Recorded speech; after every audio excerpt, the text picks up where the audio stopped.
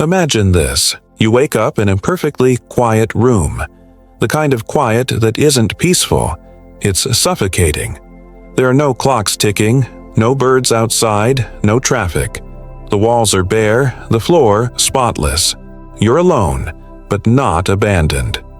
A sleek voice comes from nowhere, calm and emotionless. You are now completely free. There are no rules, no expectations. You may do anything. For a few moments, there's a high, a rush of adrenaline. The thrill of possibility surges through your veins. No one is watching, no consequences.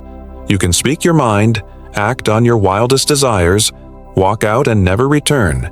No law, no parents, no boss to stop you. And then, nothing. The silence grows heavier. You sit up and feel the weight of something you didn't expect. Paralysis. What do you want to do now? You try to answer, but there's no clear voice in your head, only a fog. You scroll through ideas like someone flipping through TV channels in a hotel room they didn't choose. Eat? Go outside? Start a new life? Leave everything behind? But something in you resists. Not fear, not confusion. Something deeper. A quiet, invisible dread.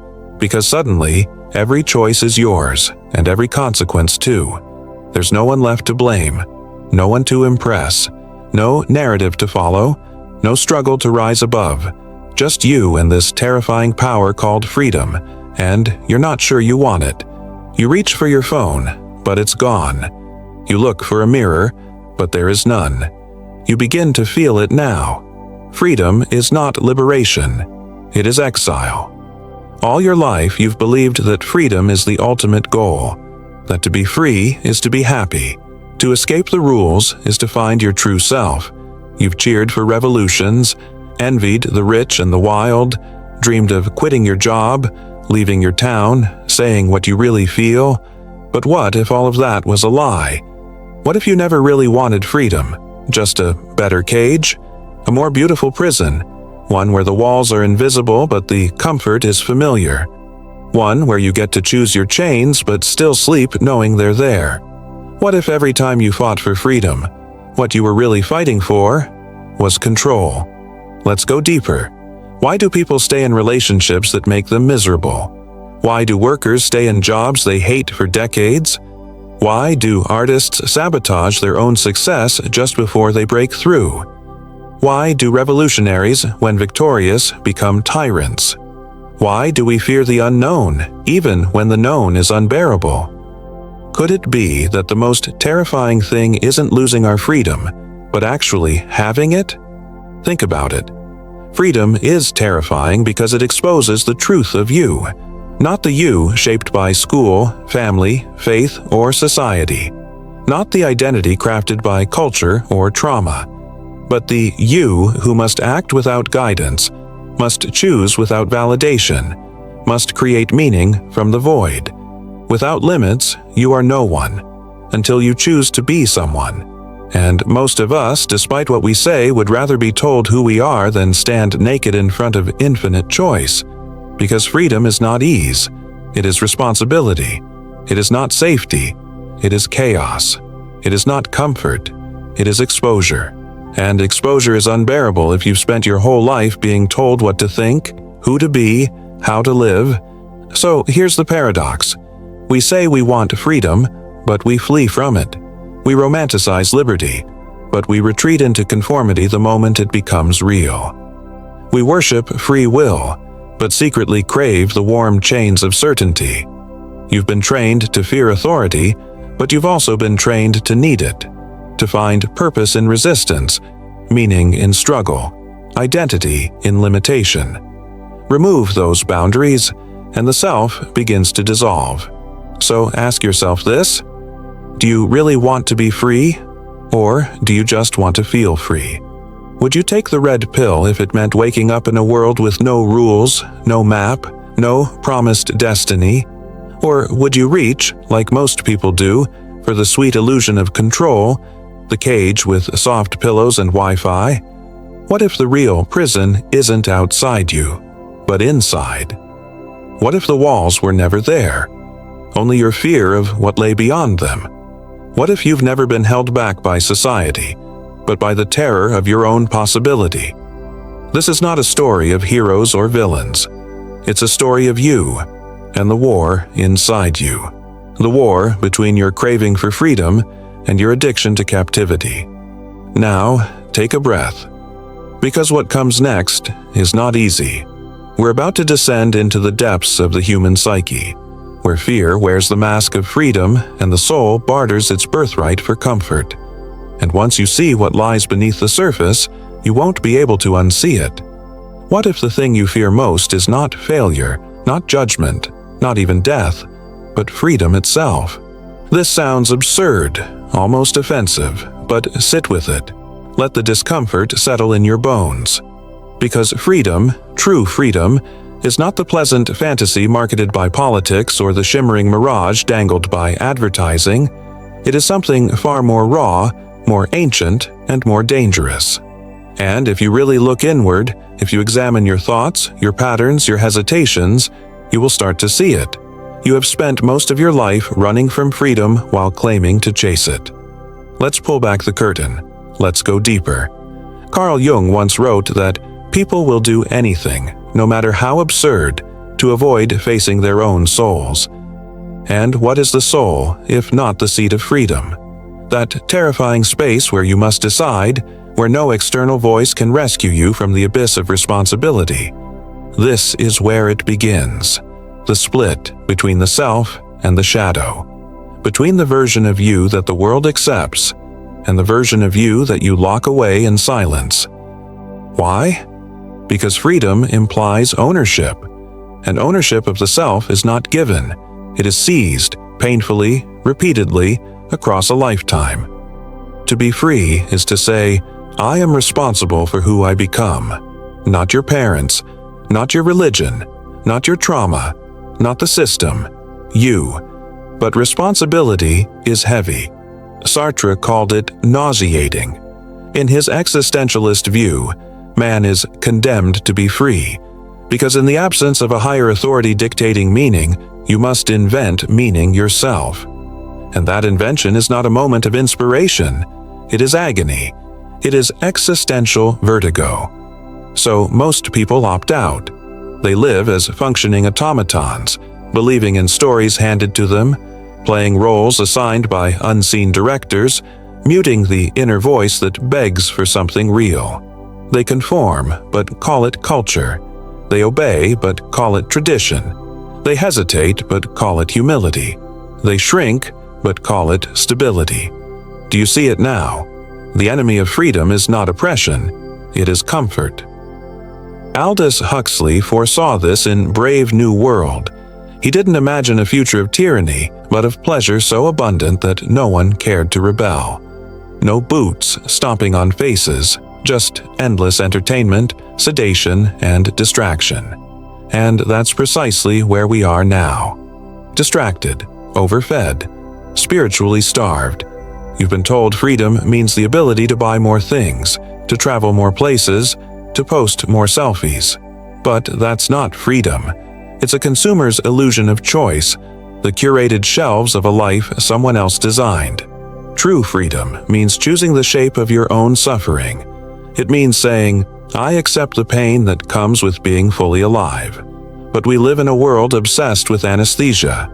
Everything is designed to numb you, from the scrolling hypnosis of social media, to the curated morality of outrage culture, to the dopamine loops of convenience.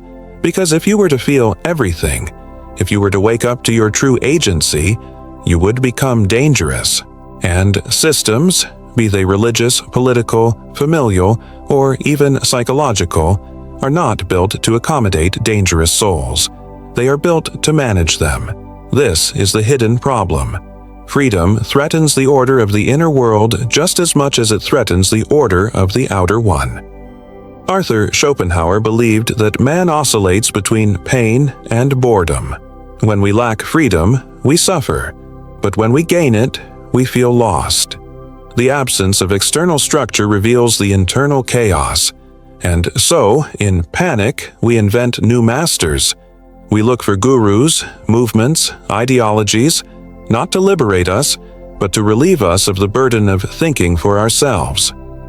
Viktor Frankl, a survivor of the Holocaust, wrote that the modern man suffers not from deprivation, but from a lack of meaning, and freedom without meaning is a kind of madness. It is the open sea with no compass. It drowns more people than it saves. That's why so many beg to return to the shore, even if it means imprisonment.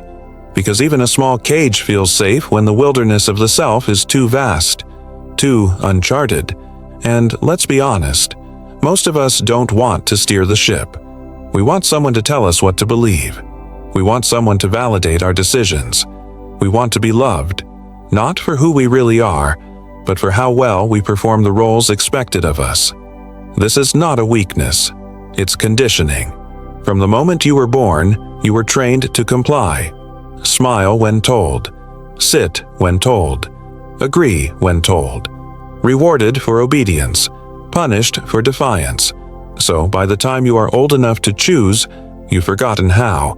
You don't make decisions. You inherit them. Your job? Probably chosen from a narrow list of acceptable options. Your beliefs? Echoes of someone else's voice. Your relationships? Scripts repeated from childhood patterns. You may feel free, but are you? Or are you just familiar with your chains? Nietzsche once wrote, "The individual has always had to struggle to keep from being overwhelmed by the tribe." And he was right. The tribe offers safety, but it demands the sacrifice of the self. It whispers, "Don't stand out. Don't think too much. Don't question the rules. Be good, be quiet, be like us." But freedom whispers something different, something dangerous. It says, "Burn the scripts. Start again. Find what is truly yours, even if it costs everything." And that, right there, is the silent terror no one wants to speak of. That if you were to truly follow freedom, you might lose the life you've built. You might lose friends, family, approval, identity, but you'd gain something else, something ancient, something holy, yourself. And that is where the tension lies, between the life you've been given and the one that is yours to claim. You wake up. The ceiling above you is the same as yesterday. You get dressed. The clothes feel routine. You go to work, or school, or scroll on your phone. Automated gestures, each one part of a rhythm so familiar you no longer notice it. And yet, somewhere deep in the background, there's a throb, a dull ache, a question so quiet you barely hear it anymore. Is this it?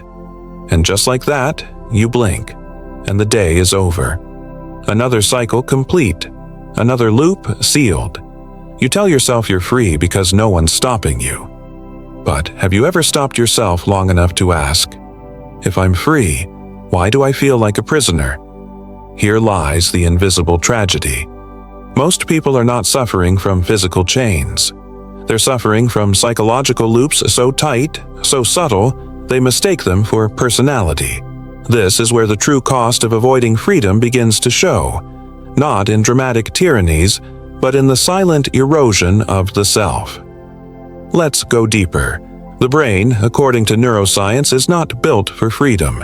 It is built for efficiency, for minimizing risk, conserving energy, and forming habits. Once a neural pattern is etched, your brain prefers to follow it, even if it leads to suffering. This is how self-sabotage, toxic relationships, and stunted potential survive decade after decade. Freedom, on the other hand, demands cognitive chaos. New thoughts, new behaviors, new neural pathways. It is exhausting, risky, often lonely. So the brain does what it does best: rationalize the cage. It says things like, "This is just how life is. I can't afford to take that risk. Maybe next year. At least I'm comfortable." But comfort, when bought at the price of your soul, becomes a coffin. The more you avoid true choice, the more you hand over your agency to cognitive biases. Those invisible puppeteers that direct your actions while you pretend you're in control. Let's name a few. The status quo bias. You prefer things as they are, even when they hurt. The sunk cost fallacy. You stay in dead careers, broken relationships, or outdated identities simply because you've already invested too much to walk away. Confirmation. Bias. You filter reality to support the identity you've borrowed, not the one that's calling to emerge. And worst of all, learned helplessness.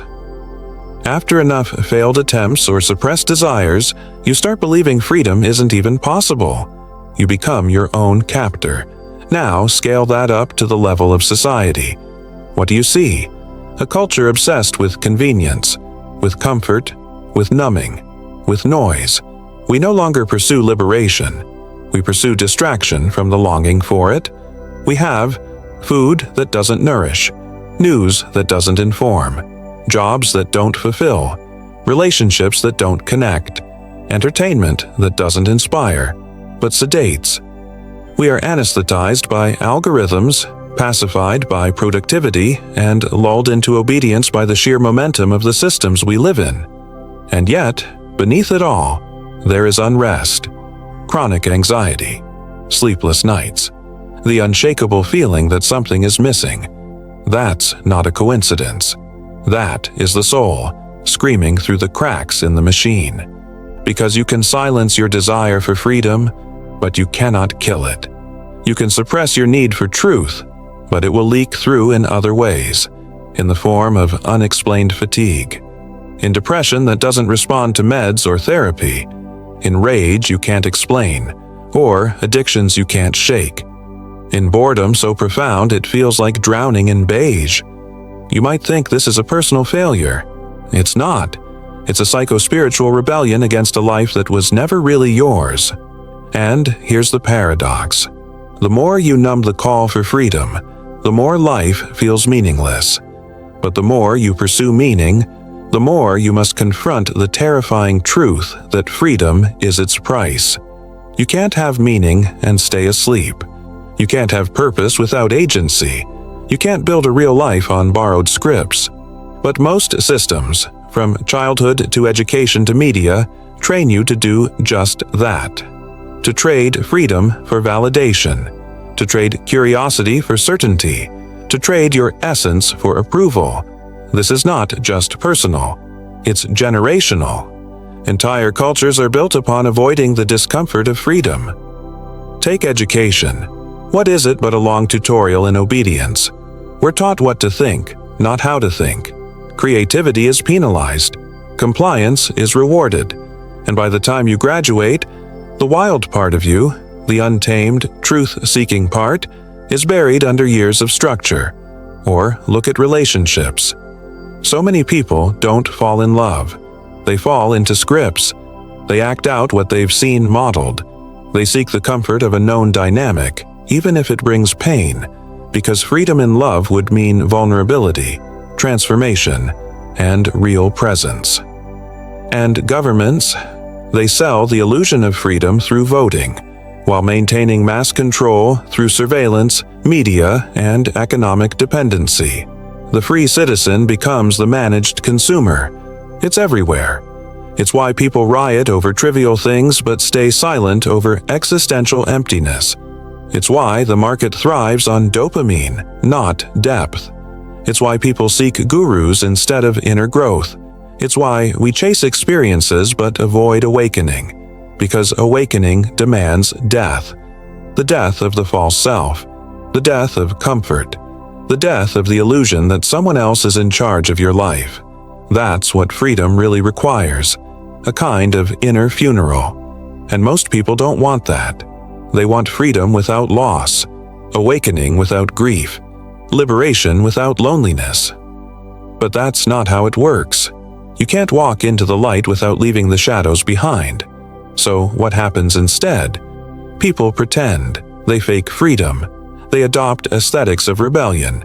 Edgy clothes, radical tweets, spiritual quotes, but beneath it all, they're terrified of actually being free. Because real freedom means giving up the excuses, the coping mechanisms, the identities that keep them safe. It means becoming the author of your own existence. And that is terrifying. But here's the most devastating part. The longer you run from real freedom, the harder it becomes to hear its call. It becomes a whisper, then a memory, then a myth. Until one day you realize you were never really alive, only acting out a story someone else wrote. Imagine this. You wake up in a burning house, but no one else is panicking. People sip coffee, scroll Instagram, argue about politics, smile for selfies. And when you scream, "The house is on fire," they look at you like you're crazy. "Relax," someone says. "This is just how it is." And you almost believe them. After all, the flames are invisible.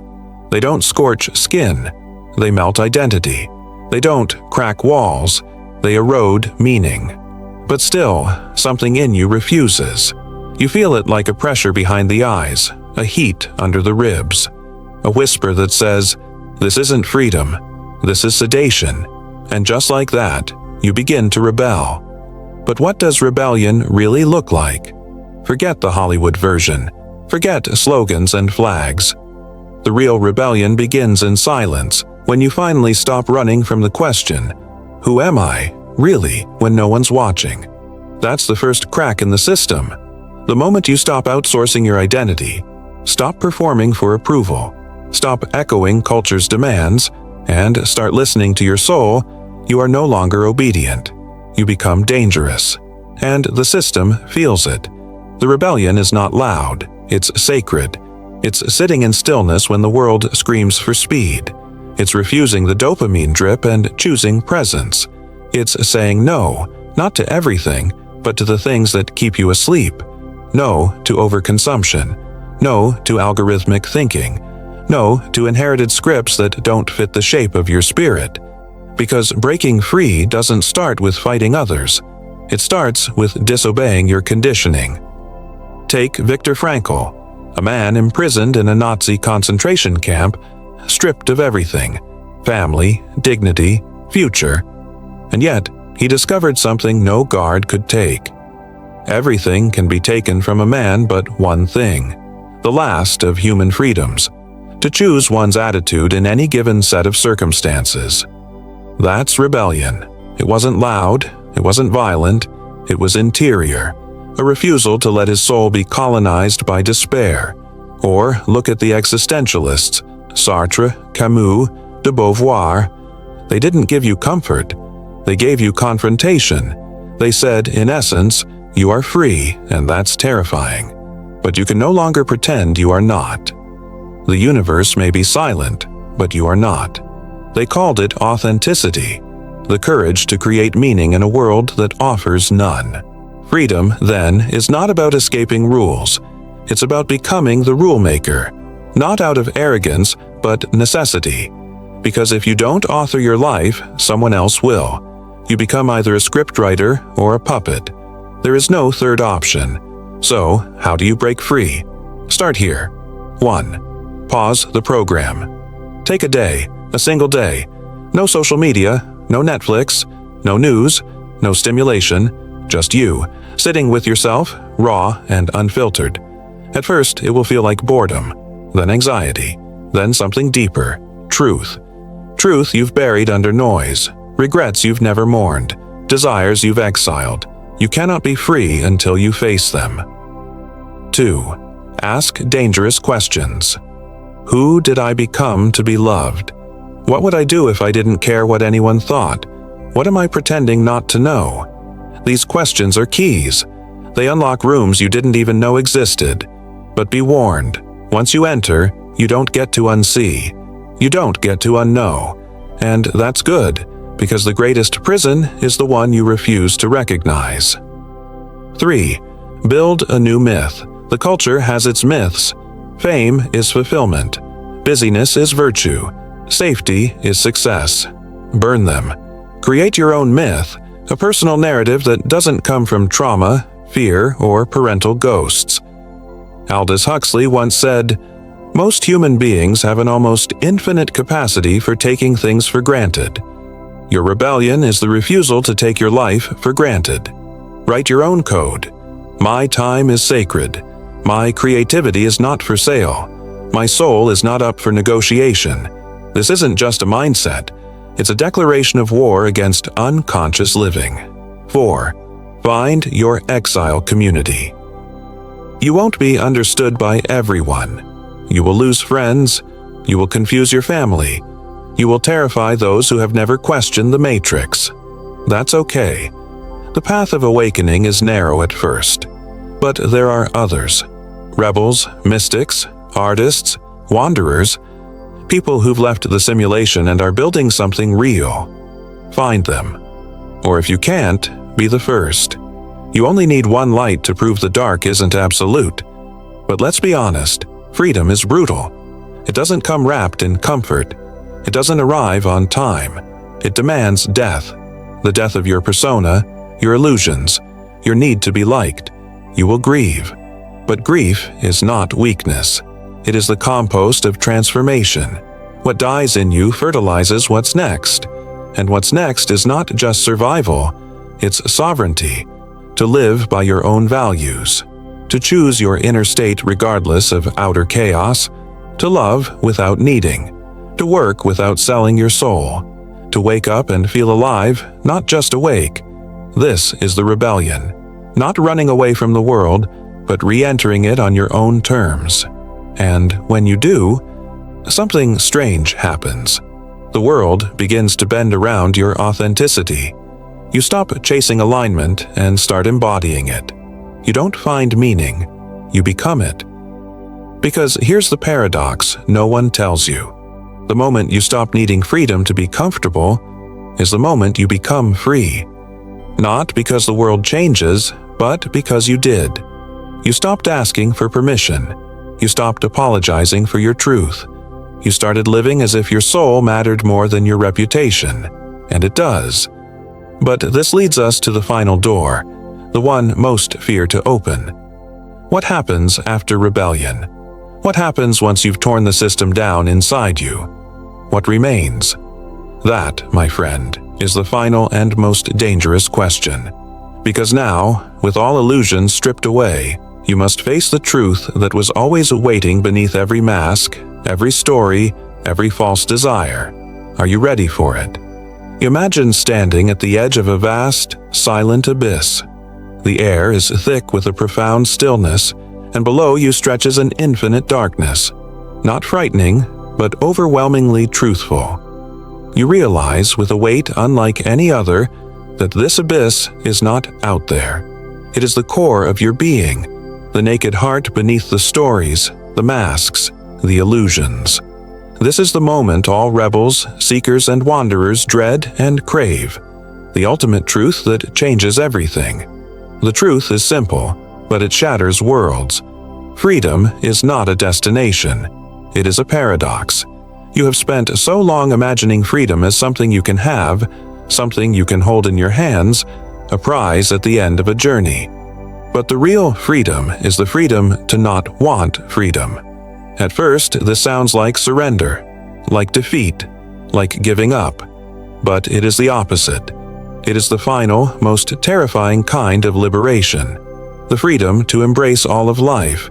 The freedom to let go of your attachment to freedom itself. Look at it like this. When you chase freedom as a goal, control over circumstances, release from responsibility, the right to do whatever you want, you're still trapped. Trapped by expectation, by desire, by the endless chase. You create an ideal, and the ideal becomes another cage. But when you stop wanting freedom, stop resisting life's constraints, stop fighting the flow, you enter a different realm. The realm where freedom is not about circumstances, but about your relationship with them. You become the master, not by changing the world, but by changing how you meet the world. Think of Viktor Frankl again. In the camps, surrounded by horror, he could not change the external chains, but he found the last inner freedom, to choose his attitude. Or consider the Taoist sages, who taught that true freedom is like water, flowing, yielding, embracing form without resistance. This is the final paradox of freedom. True freedom is found in total surrender to what is. But surrender is not passivity. It is the most active form of power, Because when you surrender, you stop struggling against the world's currents. You stop wasting energy on illusions of control. Instead, you align with reality. You become a co-creator rather than a resistor. You embrace paradox, that you are both limited and infinite, fragile and strong, bound and free. And in this embrace, you step into radical presence. You live deeply, with open eyes and an open heart. You meet joy without grasping, pain without resistance.